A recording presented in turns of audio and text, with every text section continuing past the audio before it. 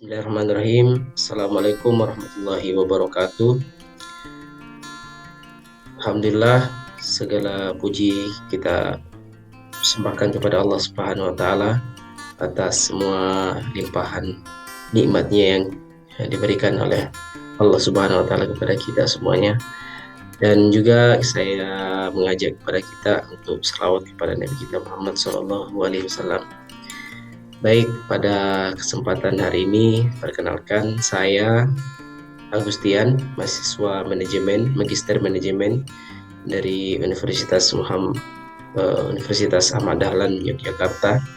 Pada kesempatan hari ini saya akan sedikit memaparkan materi berkaitan dengan inovasi pangan. Nah, sebenarnya materi ini sangat luas cakupannya dan pada hari ini mungkin saya akan jelaskan sedikit gambaran umum dan beberapa contoh-contoh dari inovasi pangan yang ada di Indonesia. Nah, sebagai gambaran dasar dulu tentang inovasi pangan Indonesia ya. Jadi pertama sumber daya alam Indonesia ya.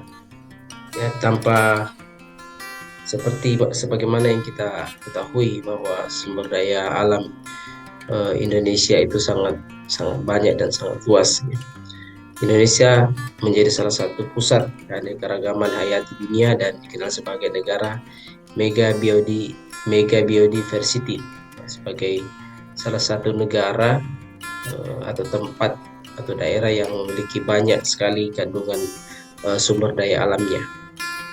Nah, keanekaragaman hayati ini merupakan kekayaan alam yang dapat memberikan manfaat serbaguna yang mempunyai manfaat penting dan strategis sebagai modal dasar pembangunan di negara kita, serta merupakan paru-paru dunia yang mutlak dibutuhkan baik pada masa kini maupun pada masa yang akan datang. Nah, ini bagaimana gambaran sumber daya alam yang ada di Indonesia. Kemudian yang berikut, negara kita ini juga sering disebut sebagai negara agraris atau negara yang memiliki banyak sumber daya pertanian, sumber pertanian, sumber alam yang dari tanaman-tanaman, tumbuhan dan lain sebagainya.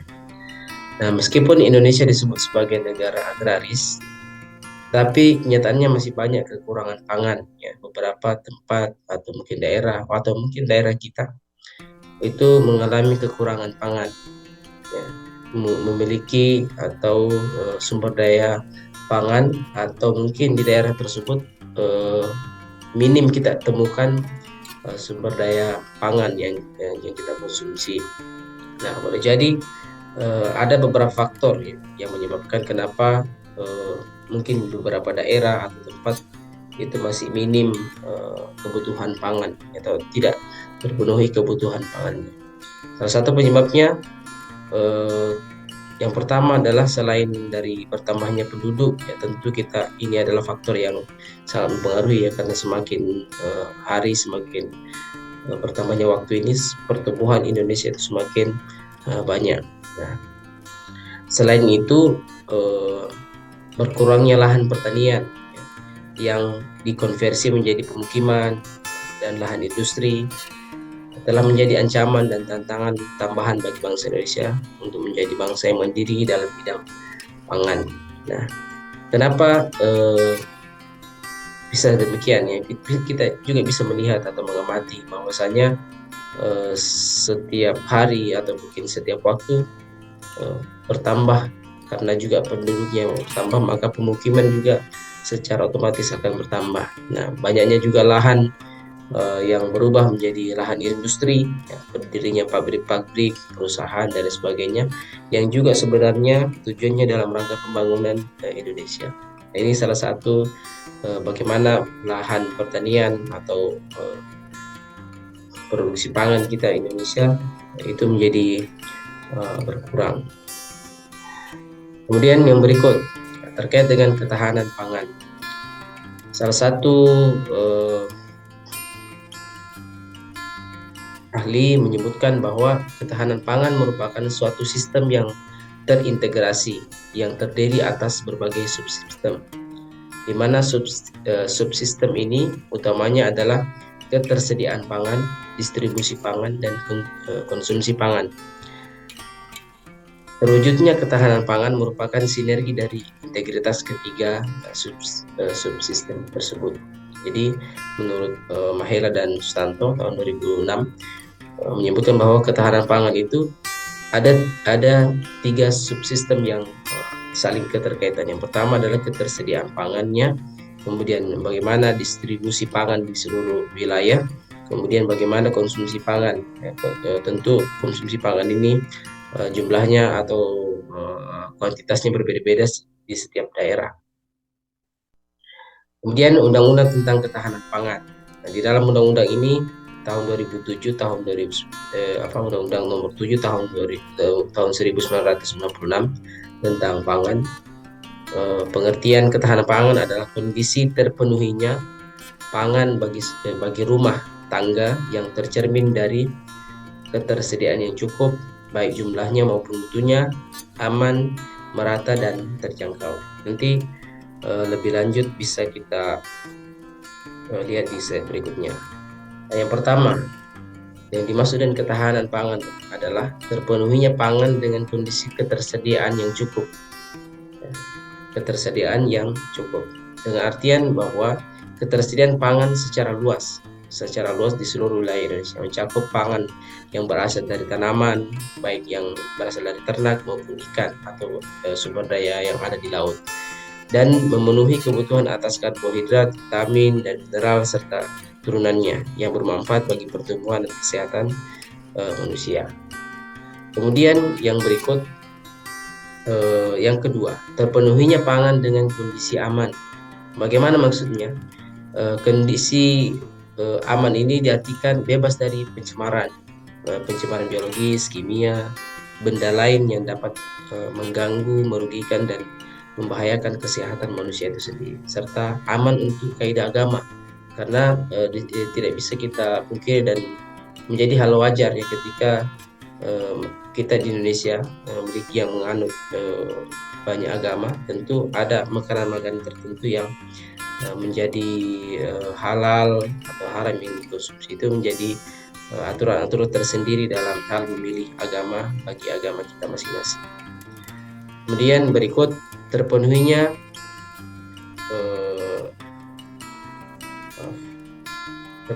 pangan dengan kondisi merata. Terpenuhinya pangan dengan kondisi yang merata. Maksudnya adalah bahwa distribusi pangan harus mendukung ketersediaannya pangan pada setiap saat dan merata di seluruh tanah air. Ya, bahwa kebutuhan pangan ini harus tersalurkan, baik yang di setiap provinsi, setiap kota, kabupaten, kecamatan, dan seterusnya. Ini harus mereka dapatkan, ya, harus mereka peroleh.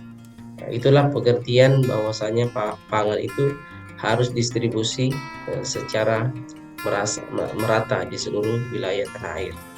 Kemudian yang keempat, terpenuhinya pangan dengan kondisi terjangkau. Bagaimana maksudnya? Diartikan bahwa pangan mudah diperoleh rumah tangga dengan harga yang terjangkau.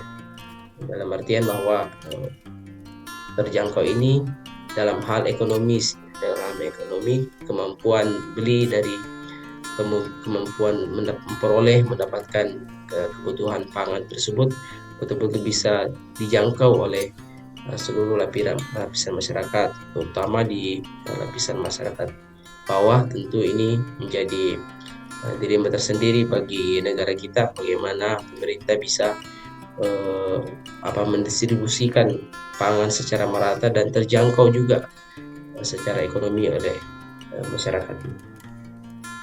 Baik, kemudian yang berikut adalah inovasi pangan lokal. Nah, ini adalah hal penting perlu kita ketahui, bahwa pangan lokal merupakan produk pangan yang telah lama diproduksi, yang berkembang dan dikonsumsi di suatu daerah atau suatu kelompok masyarakat lokal tertentu. Nah, kemudian umumnya produk pangan lokal diolah dari bahan baku lokal juga menggunakan teknologi lokal dan pengetahuan lokal pula. Di samping itu, produk pangan lokal biasanya dikembangkan sesuai dengan preferensi konsumen lokal, sehingga produk pangan lokal ini berkaitan erat dengan budaya lokal setempat. Nah, karena itu produk ini seringkali menggunakan nama daerah, seperti misalkan di Jogja ada gudeg, kemudian dodol di Garut, jenang kudus, berat Cianjur, dan sebagainya. Pangan lokal ini adalah sumber daya alam yang sangat membangun atau sangat dibutuhkan atau sangat mempengaruhi ketahanan pangan di negara kita. Tentu di beberapa daerah makanan lokalnya ini, pangan lokalnya ini biasanya berbeda-beda jenis, dan itu sangat penting untuk diketahui dan dikembangkan oleh setiap daerah sebagai sumber makanan yang ada di daerahnya. Meski demikian, produk pangan lokal juga belum mampu menggeser beras, kebutuhan makanan yang sangat pokok, dan tepung terigu yang mendominasi makanan Indonesia. Nah, ini juga merupakan hal-hal yang tidak bisa kita pungkiri, bahwasanya makanan-makanan pengganti seperti beras tidak mampu atau belum mampu menyaingi kebutuhan konsumsi nasi bagi negara kita ya. Karena misalkan makanan-makanan jagung, misalkan umbi-umbian itu secara kuantitas sebenarnya banyak, tetapi belum bisa menyaingi beras secara umum. Kemudian inovasi teknologi pangan lokal.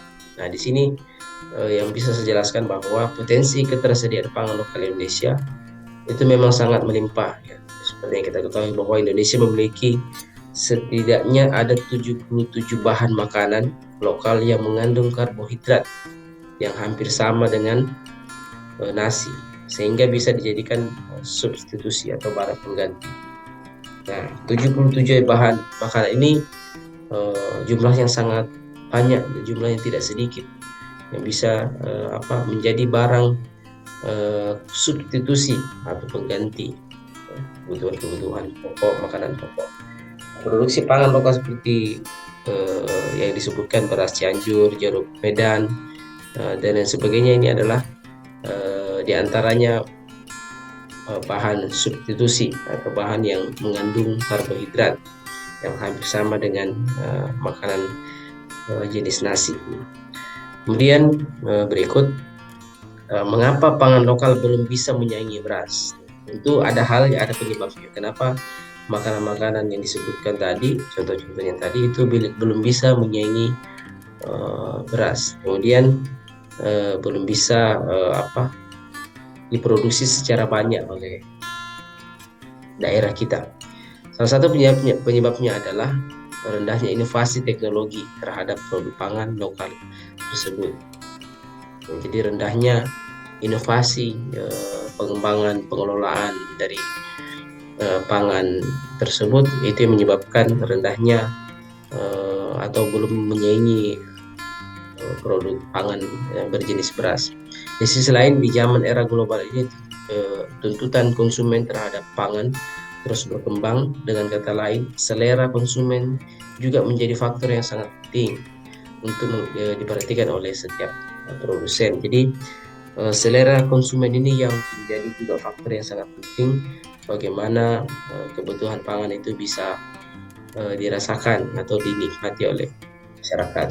Nah, di samping hal tersebut, inovasi teknologi terhadap pangan lokal bukan saja terhadap aspek mutunya, gizinya, atau keamanannya.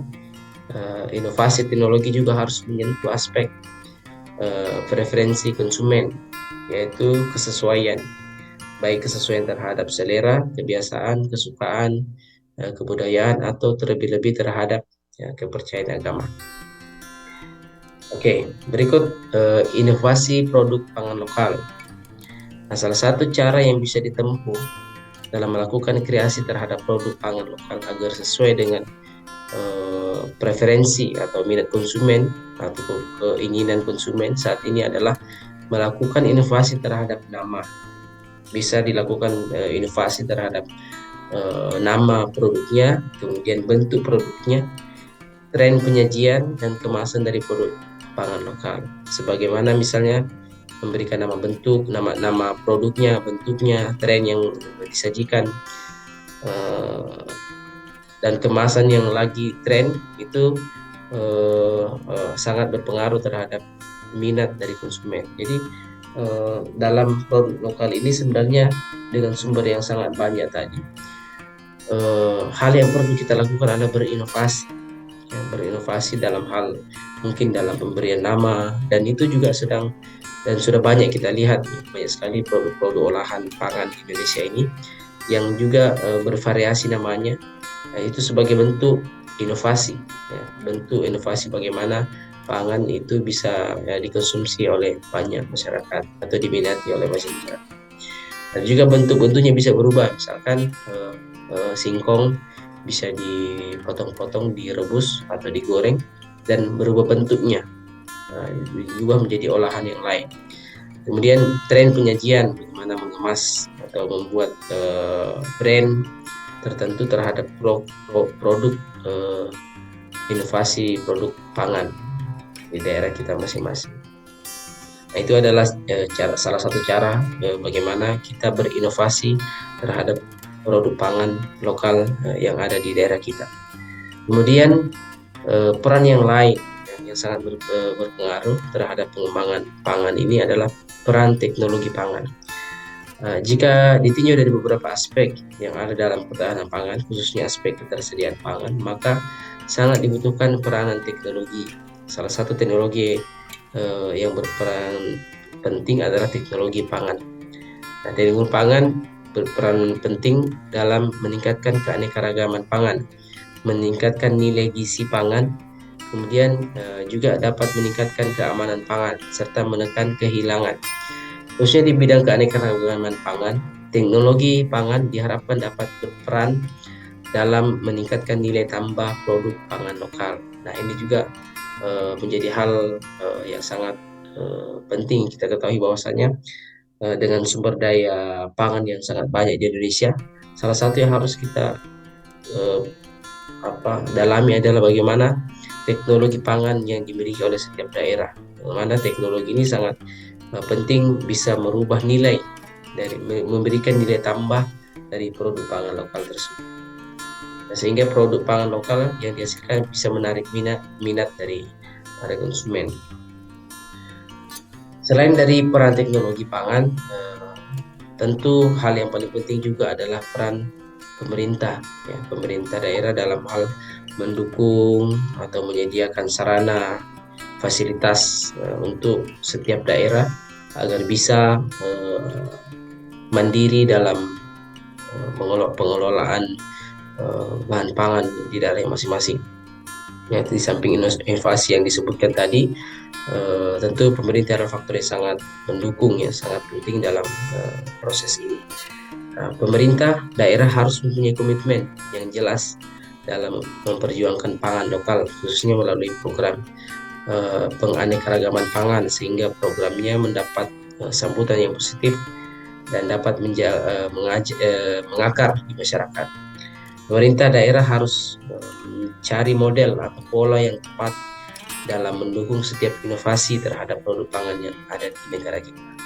Nah, ini mungkin yang sedikit yang bisa saya sampaikan berkaitan dengan inovasi pangan, yang kondisi pangan Indonesia dan beberapa inovasi yang menjadi pemahaman dasar kita terhadap inovasi pangan yang ada di Indonesia. Demikian, semoga bermanfaat. Permohonan maaf jika ada kekurangan dalam penyampaian materi, mungkin masih belum maksimal terhadap materi yang saya sampaikan. Terima kasih atas perhatiannya. Saya akhiri. Assalamualaikum warahmatullahi wabarakatuh.